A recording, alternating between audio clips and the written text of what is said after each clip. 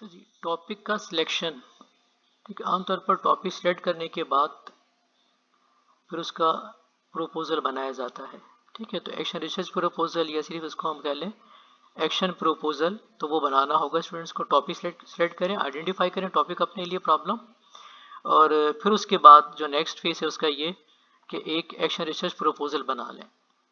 लेकिन देखिए, topic selection करते वक्त या टॉपिक आइडेंटिफाई करते वक्त हमारा ये जो काम है वो टॉपिक सिलेक्शन मतलब हवाओं में खलाओं में नहीं होती, उसके लिए कुछ बेस होनी चाहिए। तो अच्छा तो ये होता है कि अगर आपने रिसर्च स्टडीज़ पहले पढ़ी हुई हैं, रिपोर्टें पढ़ी हुई हैं, तो आपको पता होता है कि हमने कैसे काम करना है और पढ़ी जानी चाहिए। और उसके साथ साथ ये कि अगर आपको ये इस आउटलाइन का भी आइडिया हो जाए, समझ में आ जाए कि ये आउटलाइन आपसे क्या चाहती है, तो आपके लिए काम और आसान हो जाएगा। तो इस आउटलाइन को देख लेते हैं थोड़ा सा, इसमें क्या क्या चीज़ें हैं। और फॉर्मल रिसर्च तो हमारे जहन में होती ही है। अब ये कि ये उससे कुछ डिफरेंट क्या फ़र्क क्या है यहाँ पे। ठीक है, टाइटल टाइटल जो है हमारा वही टॉपिक जिसको हम कहते हैं। ठीक है, वो टॉपिक टाइटल जो भी आपका होगा एक्शन रिसर्च का वो आ जाएगा यहाँ पर।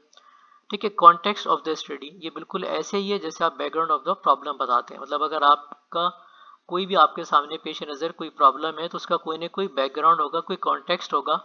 ऐसे ही आपने किसी टॉपिक को सिलेक्ट नहीं कर लिया होगा।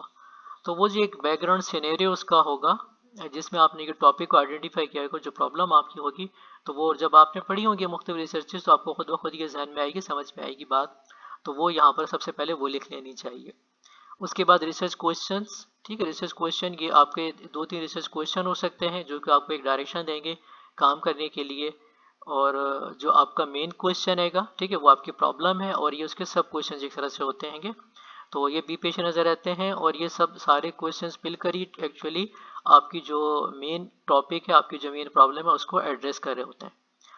ठीक है, उसके बाद आ जाते हैं थ्योरेटिकल फ्रेमवर्क। अब जब आपने कोई जो भी टॉपिक लिया होगा तो उसके लिए आपको कुछ ना कुछ उससे रिलेटेड थ्योरीज आपको पढ़नी होगी, क्योंकि आप कोई चीज़ चेंज कर रहे हैं, इंटरवीन कर रहे हैं, कोई इनोवेशन कर रहे हैं, कोई नया काम करने जा रहे हैं, तो उसके लिए लाजमी तौर पर आपको उसकी थ्योरेटिकल नॉलेज होनी चाहिए। तो उससे रिलेटेड जो भी थ्योरेटिकल नॉलेज है वो आपको पढ़नी है। हाँ, एक्शन रिसर्च के अंदर बहुत ज़्यादा जो है, जिस तरह से हम फॉर्मल रिसर्च में कि बहुत ज़्यादा लिटरेचर रिव्यू करते हैं, इसके अंदर इतना इन डेप्थ लिटरेचर रिव्यू नहीं किया जाता। सिर्फ ये कि थ्योरेटिकली आपको ये पता हो कि आप क्या करने जा रहे हैं, उसको वो जस्टिफाइड हो, आपको पता हो उसके मुतालिक, तो इतना होना चाहिए लिटरेचर रिव्यू। ठीक, इसके बाद आ जाते हैं रिसर्च साइट के ऊपर। तो रिसर्च साइट से मुराद ये समझ लें इसको ये कि जैसे हम फॉर्मल रिसर्च में लिखते हैं पॉपुलेशन, तो पॉपुलेशन नहीं है यहाँ पर। आपको रिसर्च साइट जो प्रैक्टिकल में स्कूल होगा मोस्ट प्रोबेबली आपको वही आपको वहाँ यहाँ पर मेंशन करना है, उसका नाम लिखना होगा। ठीक है, participants of the study. Participants of the study का मतलब है कि ये वो सब्जेक्ट है, वो सैंपल है जिसके साथ आप काम करेंगे। तो ये सैम्पलिंग का जो प्रोसीजर होता है यहाँ पर आमतौर पर पर्पजिव सैम्पलिंग होती है, तो वो पार्टिसिपेंट्स ऑफ द स्टडी आ जाएंगे। और ये जब लोगों ने अगर रिसर्च पढ़ी होंगी, कुछ स्टडीज़ पढ़ी होंगी, तो वो खुद ब खुद ये चीज़ भी समझ में आ रही होगी। उसके बाद रिसर्च इंस्ट्रूमेंट ये टूल है। ठीक है, अब जैसे रिसर्च इंस्ट्रूमेंट्स फॉर्मल रिसर्च में तो एक बड़ा रिग्रेस मेथड इस्तेमाल हम करते हैं, टूल डेवलप करते हैं, और फिर उसको वैलिडिटी उसकी मतलब रिलायबिलिटी सब चीज़ें हम उसको करते हैं, पायलटिंग करते हैं। अब एक्शन रिसर्च के अंदर ये तो फॉर्मल रिसर्च नहीं है, इनफॉर्मल सी रिसर्च है। तो अगर इसमें हम इतना टाइम इस काम में लगाएंगे तो रिसर्च ही हमारी होगी ना, मकसद ही फौत हो जाएगा। तो यहाँ पर इतना ज़्यादा इसके अंदर इन्वॉल्व नहीं होते, इतना ज़्यादा मतलब इतनी मुश्किल में हम नहीं जाते। हमने सिंपली जैसे टीचर मेड टेस्ट होता है, यहाँ पर भी टीचर ही अपना कोई टूल डेवलप कर लेता है और उनकी मदद से फिर अपनी रिसर्च को कंप्लीट करता है। अगर क्वेश्चन वगैरह भी बनाना होता है तो वो अपनी सोच समझ से बनाता है। ज़्यादा से ज़्यादा ये कर सकता है कि अगर कोई उसका कोई टीचर है, सीनियर टीचर है, तो उसको वो दिखा सकता है, मशवरा कर सकता है। और अगर सुपरवाइज काम हो रहा होगा जैसे अभी हमारे स्टूडेंट्स कर होते हैं, तो वो अपने सुपरवाइजर को दिखा करके उसके जो कम अज़ कम जो उसका क्वेश्चन का कंटेंट है उसको ये कि वैलिडेट करा लेता है कि कम से कम वो वैलिड तो होना चाहिए।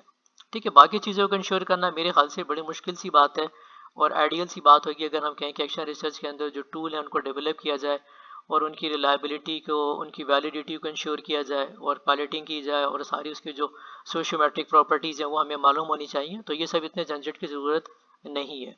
ठीक है, सिंपली ये कि टीचर जो है, जो भी रिसर्चर है, जो टीचर है वो खुद ही अपना जो है कोई ना कोई टूल डेवलप करेगा। और टूल ये भी नहीं है कि हमें क्वेश्चन के ऊपर सिर्फ इस्तेमाल करना है।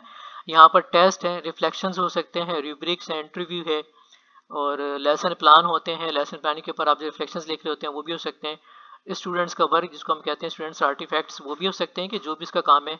जैसे मिसाल के तौर पर जो जैसे वर्कशीट्स वगैरह आप करा रहे होते हैं, तो होमवर्क बच्चों को करा रहे होते हैं, तो वो सारी चीज़ें इसके अंदर इस्तेमाल हो सकती हैं, तो वो सारी की सारी चीज़ों को होना चाहिए।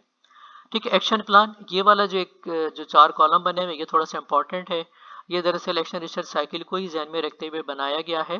तो इसमें ये कि जो सबसे पहला फर्स्ट कॉलम है, इसमें आप क्या एक्शन करने जा रहे हैं, ठीक है, वो लिख लीजिए। ये कब करेंगे, कितने ड्यूरेशन का होगा, वो होना चाहिए। डाटा सोर्स क्या होगा, और उसके बाद आप इसके ऊपर क्या चीज़ रिफ्लेक्ट करेंगे, रिफ्लेक्शन क्या होगा। ठीक है, तो ये हो सकता है कि आप अभी सिर्फ महज पहला कॉलम ही फिल कर लें, आपको ये पता हो कि मैं क्या स्टार्ट कैसे लूँगा, और उसके बाद रिफ्लेक्शन के बाद आप दूसरे साइकिल और तीसरा साइकिल करेंगे। तो इस तरह से ये 1 2 3 का मतलब यही है कि यहाँ पर जो कॉलम 3 बने हुए हैं, ये आपके 3 साइकिल को इस तरह से रिप्रेजेंट कर रहे हैं। लेकिन ये भी कोई पत्थर पे लकीर नहीं है, कोई हार्ड एंड फास्ट नहीं है। इसको आप मॉडिफाई कर सकते हैं, चेंज कर सकते हैं। ठीक है, तो ये थोड़ा बहुत इसके अंदर चेंजेस हो सकती है। जैसे भी आपको सुपरवाइजर और सुपरवाइजर के साथ आप बात करते हुए इसको अपने को मतलब थोड़ा बहुत इंप्रूव कर सकते हैं, चेंज हो सकता है इसके अंदर। ठीक है, उसके बाद इथिकल कंसिडरेशंस आएंगी। ठीक है, ये जो आपके कोर्स आउटलाइन है उसके अंदर माइलस्टोन्स दिए हुए हैं, और इथिक्स आपको पता ही है कि जो इथिक्स जो है इन्वॉल्व, पहले भी मैंने बात की इसके ऊपर, तो वो चीज़ होनी चाहिए। ठीक है, बिब्लियोग्राफी एक बना लें कि जो आपने आपकी जो थ्योरेटिकल फ्रेमवर्क की बात की ऊपर जब आपने उसको स्टडी किया होगा, तो कुछ आपने जो चीज़ें स्टडी की हैं तो उसकी एक बिब्लियोग्राफी बना लें। वो वीडियोस भी हो सकती हैं, और किताबें भी हो सकती हैं, इंटरनेट की कोई वेबसाइट भी हो सकती हैं, कुछ जर्नल्स के कुछ आर्टिकल्स भी हो सकते हैं, कोई पुराना थीसिस भी किसी का किया हुआ हो सकता है। ठीक है, इलेक्ट्रॉनिक थीसिस भी हो सकते हैं। तो दोनों तरह की यहाँ पर जो पब्लिश रिसर्चेज होती हैं वो, और अनपब्लिश रिसर्चेज हैं, उन सब से आप इस्तेफादा कर सकते हैं। कोई भी चीज़ हो सकती है, लेकिन उसकी एक बिब्लियोग्राफी इनिशियली बना लें, ताकि आपको पता हो कि स्टूडेंट्स को पता हो कि हम क्या करने जा रहे हैं, और हमने उसके लिए क्या कुछ मुताला किया, कोई दूसरा भी देखे तो उसको भी समझ में, और आपको भी आसानी रहे काम करने के लिए। तो ये एक इनिशियल गाइडलाइन है कि जब आप रिसर्च के लिए स्कूल में जाएं तो उससे पहले आप ये काम करके जाएं, तो आपका काम आसान रहेगा।